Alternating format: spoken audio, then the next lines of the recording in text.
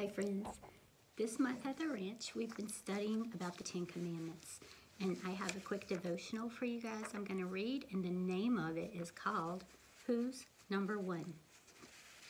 The Ten Commandments are 10 rules that God gave to Moses for the people of Israel to obey. Obeying rules helps keep us safe, healthy, and happy. Rules help us to have a good relationship, to get along well with God and with other people. Let's quickly read the passage from the book of Exodus where we learn about the Ten Commandments, just for a review, and then we will spend the rest of our time for devotion with some more passages. Exodus 20:1 through 17. Then God gave the people all these instructions. I am the Lord your God who rescued you from the land of Egypt, the place of your slavery. You must not have any God but me. You must not make yourself an idol of any kind or an image of anything in the heavens or on the earth or in the sea. You must not bow down to them or worship them, for I, the Lord your God, am a jealous God who will not tolerate your affection for any other gods. I lay the sins of the parents upon their children. The entire family is affected, even the children in the third and fourth generations of those who reject me. But I lavish unfailing love for 1,000 generations on those who love me and obey my commands. You must not misuse the name of the Lord your God. The Lord will not let you go unpunished if you misuse his name. Remember to observe the Sabbath day by keeping it holy. You have 6 days each week for your ordinary work. But the seventh day is a Sabbath day of rest, dedicated to the Lord your God. On that day, no one in your household may do any work.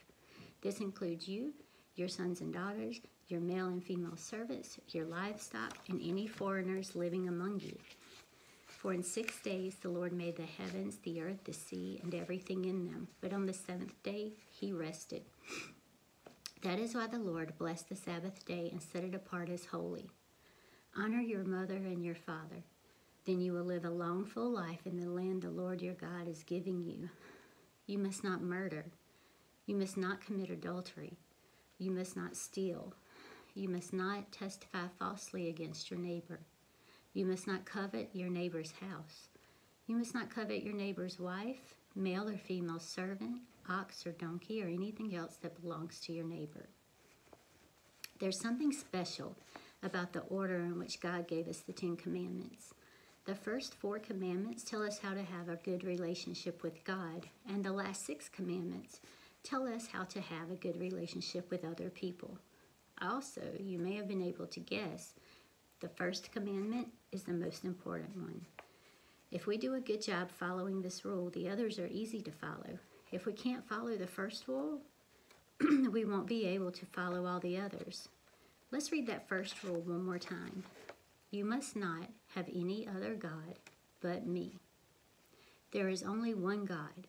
His holy name is Yahweh. He created everything in the universe and made people special to love and to follow him. So the first commandment does not mean there are other real gods.